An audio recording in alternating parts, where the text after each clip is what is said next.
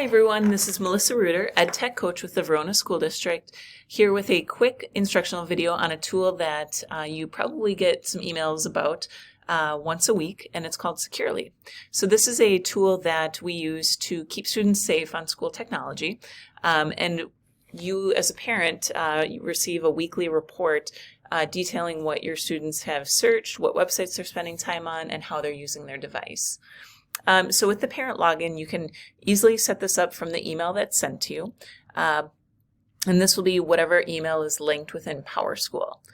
And then you can keep a password, or you can also choose to just get a one-time link sent to you every time if you don't happen to, remember your password in that instant.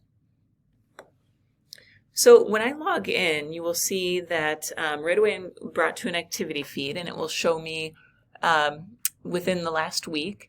You can use the calendar feature up here to change the date if you're looking for a specific period of time. You can also change the user. So different users are available here. So if you have multiple children enrolled in the district, but this will show any activity within that same day, and then you can also toggle over to flagged activity.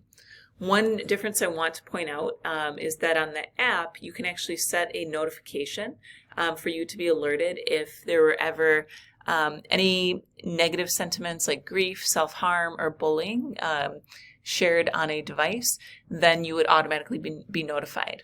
I will also add that this is a program that you can choose to purchase for personal devices as well if that's something that your family is interested in. So again, the main two features are activity and flagged, and your login is based off of whatever email address was set up when you registered your child within the school or PowerSchool. If you have questions about that, site secretaries are able to verify email addresses. And if you have questions about the tool itself, Securely, please reach out to your school's EdTech coach, and we are very happy to help you. Thank you for your time.